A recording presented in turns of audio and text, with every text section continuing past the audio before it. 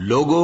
اپنے پروردگار سے ڈرو جس نے تم کو ایک شخص سے پیدا کیا، یعنی اول اس سے اس کا جوڑا بنایا، پھر ان دونوں سے کثرت سے مرد و عورت پیدا کر کے روئے زمین پر پھیلا دیے۔ اور اللہ سے ڈرو جس کے واسطے سے تم ایک دوسرے سے حقوق کا مطالبہ کرتے ہو، اور قطع رحمی سے بچو، کچھ شک نہیں کہ اللہ تمہیں دیکھ رہا ہے۔ اور یتیموں کا مال جو تمہاری تحویل میں ہو ان کے حوالے کر دو، اور ان کے پاکیزہ اور عمدہ مال کو اپنے ناقص اور برے مال سے نہ بدلو، اور نہ ان کا مال اپنے مال میں ملا کر کھاؤ کہ یہ بڑا سخت گناہ ہے۔ اور اگر تم کو اس بات کا خوف ہو کہ یتیم لڑکیوں کے بارے میں انصاف نہ کر سکو گے تو ان کے سوا جو عورتیں تم کو پسند ہوں، 2 یا 3 یا 4 ان سے نکاح کر لو۔ اور اگر اس بات کا اندیشہ ہو کہ کئی عورتوں سے انصاف نہ کر سکو گے تو ایک ہی عورت سے نکاح کرو یا باندی سے تعلق رکھو جس کے تم مالک ہو، اس طرح تم بے انصافی سے بچ جاؤ گے۔ اور عورتوں کو ان کے مہر خوشی سے دے دیا کرو، ہاں اگر وہ اپنی خوشی سے اس میں سے کچھ تم کو چھوڑ دیں تو اسے مزے سے کھا لو۔ اور کم عقلوں کو ان کا مال جسے اللہ نے تم لوگوں کے لیے سبب معیشت بنایا ہے مت دو، ہاں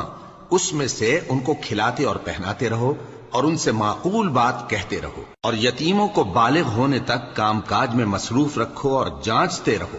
پھر بالغ ہونے پر اگر ان میں عقل کی پختگی دیکھو تو ان کا مال ان کے حوالے کر دو، اور اس خوف سے کہ وہ بڑے ہو جائیں گے، یعنی بڑے ہو کر تم سے اپنا مال واپس لے لیں گے، اس کو فضول خرچی اور جلدی میں نہ اڑا دینا۔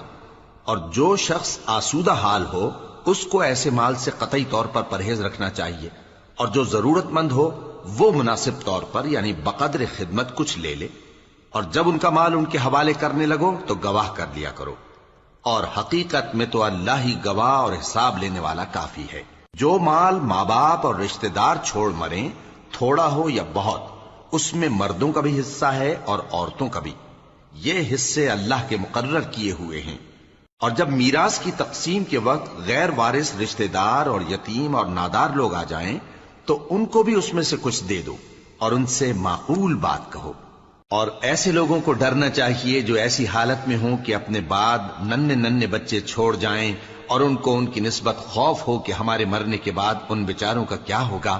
پس چاہیے کہ یہ لوگ اللہ سے ڈریں اور درست بات کہیں۔ جو لوگ یتیموں کا مال ناجائز طور پر کھاتے ہیں وہ اپنے پیٹ میں آگ بھرتے ہیں اور ضرور دوزخ میں ڈالے جائیں گے۔ اللہ تمہاری اولاد کے بارے میں تم کو ارشاد فرماتا ہے کہ ایک لڑکے کا حصہ 2 لڑکیوں کے حصے کے برابر ہے، اور اگر اولاد میت صرف لڑکیاں ہی ہوں یعنی 2 یا 2 سے زیادہ تو کل ترکے میں ان کا 2/3 ہے، اور اگر صرف ایک لڑکی ہو تو اس کا نصف ہے۔ اور میت کے ماں باپ کا یعنی دونوں میں سے ہر ایک کا ترکے میں 6واں حصہ ہے، بشرطے کہ میت کی اولاد ہو۔ اور اگر اولاد نہ ہو اور صرف ماں باپ ہی اس کے وارث ہوں تو 1/3 ماں کا حصہ ہے، اور اگر میت کے بھائی بھی ہوں تو ماں کا 6واں حصہ ہوگا۔ اور یہ تقسیم ترکہ میت کی وصیت کی تعمیل کے بعد جو اس نے کی ہو یا قرض کے ادا ہونے کے بعد جو اس کے ذمے ہو عمل میں آئے گی۔